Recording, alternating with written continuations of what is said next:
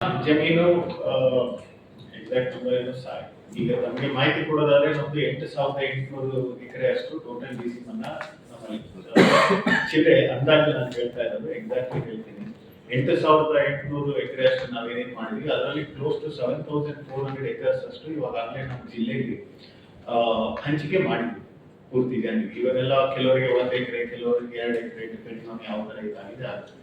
ಈಗ ಉಳಿಕೆ ಇರೋ ಡಿಸಿ ಮನ್ನಾ ಜಾಗ ಅಥವಾ ನಾನ್ ಡಿಸಿ ಮನ್ನಾ ಜಾಗಗಳು ಕೂಡ ನಾವು ಹೇಳಿದ್ರೆ ಎಲ್ಲಾದ್ರೂ ಕೂಡ ನಾವು ಉಳುಮೆ ಮಾಡೋದಕ್ಕೆ ಮಿನಿಮಮ್ 1 ಎಕರ್ ಅಥವಾ 2 ಎಕರ್ ಕೊಡೋದಕ್ಕೆ ಸಾಧ್ಯ ಇಲ್ಲ. ಬಹಳಷ್ಟು ಅಷ್ಟು ರೆವೆನ್ಯೂ ಲ್ಯಾಂಡ್ ನಮ್ಮ ಹತ್ರ ಇಲ್ಲ.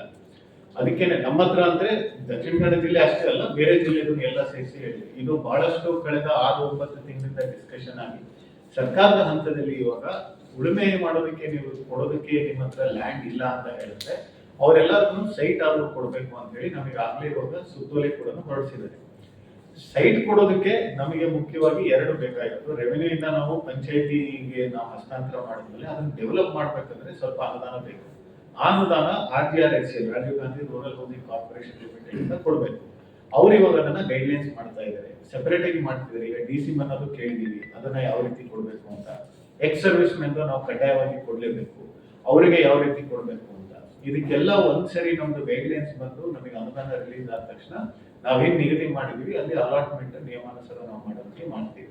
ಡಿಸಿ ಮನ್ನಾದ ಒಂದು ಇಶ್ಯೂ ಏನಂತ ಹೇಳಿದ್ರೆ, ಯಾರು ಡಿಸಿ ಮನ್ನಾ ಜಾಗ ನಮಗೆ ಕೇಳ್ತಾ ಇದ್ದಾರೆ, ಸೈಟ್ ತಗೊಳ್ಳೋದಕ್ಕೆ ಕೆಲವರು ಒಪ್ಕೊಂಡಿದ್ದಾರೆ, ಅಂದ್ರೆ ಕೆಲವರು ಮುಂದೆ ಬಂದಿದ್ದಾರೆ. ನಮಗೆ ಸೈಟ್ ಬೇಡ, ಬರೀ ಸೈಟ್ ಕೊಟ್ರೆ ನಮ್ಮ ಜೀವನೋಪಾಯಕ್ಕೆ ಏನ್ ಮಾಡೋದು ಅಂತ ಹೇಳಿ ನಮಗೆ ಹಿಂದೆ ಕೊಡ್ತಿದ್ದ ರೀತಿ ಉಳುಮೆ ಮಾಡೋದಕ್ಕೆ 1 ಎಕರೆನಾದ್ರು ಕೊಡಿ ಅನ್ನೋದು ಬೇಡಿಕೆ ಕೂಡ ಇದೆ. ಇದನ್ನು ಕೂಡ ನಾನು ಮೇಲಧಿಕಾರಿಗಳ ಗಮನಕ್ಕೆ ಮತ್ತೆ ಸರ್ಕಾರದ ಗಮನಕ್ಕೆ ತಂದಿದ್ದೀವಿ.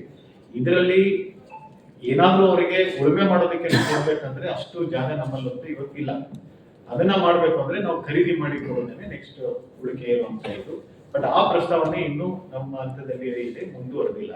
ಆಸ್ ಆಫ್ ನಾವು ಸಿಟಿ ಲಿಮಿಟ್ ಆದ್ರೆ 30-40, ಗ್ರಾಮಾಂತರ ಲಿಮಿಟ್ ಆದ್ರೆ ಮ್ಯಾಕ್ಸಿಮಮ್ 60-40 ಅಂತ ಹೇಳಿ ನಮಗೆ ನಿರ್ದೇಶನ ಇದೆ. ಸರ್, ಉಳುಮೆ ಮಾಡಲಿಕ್ಕೆ ಮೇನ್ ಆಗಿ ಕೇಳ್ತಿರೋದು ಕೊರಗ ಕಮ್ಯುನಿಟಿ, ಅಂದ್ರೆ ಅವರಿಗೆ ಮೊಹಮ್ಮದ್ ಪೀರ್ ವರದಿ ಎಲ್ಲರೂ ಕೇಳ್ತಿದ್ದಾರೆ. ಮೇನ್ ಆಗಿ ಕೊರಗ ಸಮುದಾಯಕ್ಕೆ ಮೊಹಮ್ಮದ್ ಪೀರ್ ವರದಿಯಲ್ಲಿ ಅದೊಂದು ನಿರ್ದೇಶಕ ಶಿಫಾರಸು ಮಾಡಿದ್ರು. ಅಂದ್ರೆ 2.5 ಎಕರೆ ಕೊಡ್ಬೇಕು ಅಂತ ಹೇಳಿ, ಕನಿಷ್ಠ 1 ಎಕರೆ ತನಕ ಕೊಡುವಂತದ್ದು ಇಲ್ಲಿ ಚಾಲ್ತಿ ಆಗಿತ್ತು. ಆದ್ರೆ ಅದು ನಿಂತಿದೆ ಅಂತ ಹೇಳಿ ಅವ್ರದ್ದು ಆರೋಪ ಇದೆ, ಕೊಡ್ತಾ ಇಲ್ಲ. ಮುಂಚೆ ಕೊಟ್ಟಿದ್ದೀವಿ ಕೊರಗ ಕಮ್ಯುನಿಟಿ. ಇನ್ಫ್ಯಾಕ್ಟ್ ನಾನು ಇಲ್ಲಿ ಹೇಳೋದಕ್ಕೆ ಇಷ್ಟಪಡ್ತೀನಿ, ನಾನು ಬಂದಾಗಲಿಂದ ಕೊರಗ ಕಮ್ಯುನಿಟಿನೇ ಸೆಪರೇಟ್ ಆಗೂ ಕೂಡ ನಾವು ಅವರ ಮುಖಂಡರ ಜೊತೆ ಮೀಟಿಂಗ್ ಕೂಡ ಮಾಡಿದೀವಿ. ರೆವಿನ್ಯೂ ಮಿನಿಸ್ಟರ್ ಹಂತದಲ್ಲೂ ಕೂಡ, ಹಿಂದಿನ ರೆವಿನ್ಯೂ ಮಿನಿಸ್ಟರ್ ಹಂತದಲ್ಲೂ ಒಂದು ಮೀಟಿಂಗ್ ಆಗಿದೆ ಅವ್ರ ಇದರಲ್ಲಿ. ಅವರ ಬೇಡಿಕೆನೂ ಕೂಡ ಹಿಂದಿನ ರೆವಿನ್ಯೂ ಮಿನಿಸ್ಟರ್ ಮತ್ತೆ ನಾವು ಮತ್ತೆ ಕಟಾರಿಯಾ ಸರ್ ಎಲ್ಲರೂ ಕೂತ್ಕೊಂಡು ಒಂದು ಸೆಪರೇಟ್ ಆಗಿ ಅದ್ರ ಬಗ್ಗೆ ಒಂದು ವಿಚಾರವನ್ನು ಕೂಡ ಮಾಡಿರೋದಿದೆ. ಅವರ ಮೇನ್ ಏನು ಬೇಡಿಕೆ ಇರೋದು, ನೀವು ನಮಗೆ ಸೈಟ್ ಕೊಟ್ರೆ ನಾವು ಕೊರಗದವ್ರದ್ದು ಬರೀ ಸೈಟ್ ಅಲ್ಲಿ ಇಟ್ಕೊಂಡ್ರೆ ನಮ್ಗೆ ಊಟಕ್ಕೆ ಹೊಟ್ಟೆಗೆ ಏನು ಮಾಡೋದು ಅನ್ನೋದು ಅವ್ರಿಗೆ ಬಹಳಷ್ಟಿದೆ. ಮತ್ತೆ ಇನ್ನೊಂದು ಅವರ ಒಂದು ಬೇಡಿಕೆ ಅಂದ್ರೆ, ನಾವು ಬೇರೆಯವ್ರ ತರ ಅಲ್ಲಿ ಇಲ್ಲಿ ಕೆಲಸ ಮಾಡೋದಕ್ಕಾಗಲ್ಲ, ನಾವು ಬಹಳಷ್ಟು ಅನಕ್ಷರಸ್ಥಿದ್ದೀವಿ, ಹಿಂದಿ ಇದೆಲ್ಲ ನಮ್ಮ ಮಕ್ಕಳದ್ದು ಇದು ಬೇರೆ ಬೇರೆ ರೀತಿ ಮಾಡೋದಕ್ಕೆ ನಮ್ಗೆ ಅಷ್ಟು ಜೀವನೋಪಾಯದ ಅವಕಾಶಗಳು ಕಡಿಮೆನೇ ಇದೆ.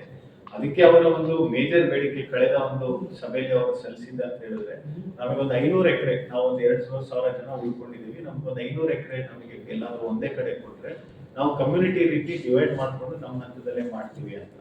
ಈ ಪ್ರಪೋಸಲ್ ಕೂಡ, ಪ್ರಪೋಸಲ್ ಅಂದ್ರೆ ಡಿಸ್ಕಷನ್ ಒಂದು ಸರಿ ಆಗಿದೆ. 500 ಎಕರೆ ಎಲ್ಲಿ ಕೊಡೋದಕ್ಕೆ ಸಾಧ್ಯ ಆಗುತ್ತೆ ಇದರಲ್ಲಿ ಅಂತ, ಬೆಳ್ತಂಗಿಲ್ಲ ಇಲ್ಲಿ ಅಂತ. ಅವ್ರು ಹೇಳಿದ್ರು, ನೀವು ಎಲ್ಲಿ ಕೊಟ್ರು ನಾವು ಹೋಗ್ತೀವಿ, ಯಾಕಂದ್ರೆ ನಮಗೆ ಸಿಟಿಲೇ ಇರಬೇಕು ಅಂತ ಏನಿಲ್ಲ, ನಾವು ನಮ್ಗೆ ಎಷ್ಟು ಬೇಕೋ ಅಷ್ಟು ನಾವು ಮಾಡ್ಕೊಂಡು ಇದು ಮಾಡ್ತೀವಿ ಅಂತ ಹೇಳಿ.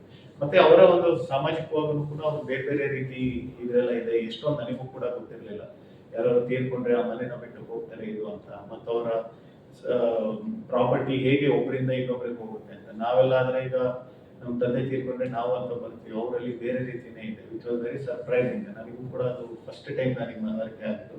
ಬಟ್ ಇವೆಲ್ಲ ಇಶ್ಯೂಸ್ ಸರ್ಕಾರದ ಹಂತದಲ್ಲಿನೇ ನಾವು ಗಮನಕ್ಕೂ ಕೂಡ ತಂದಿದ್ದೀವಿ.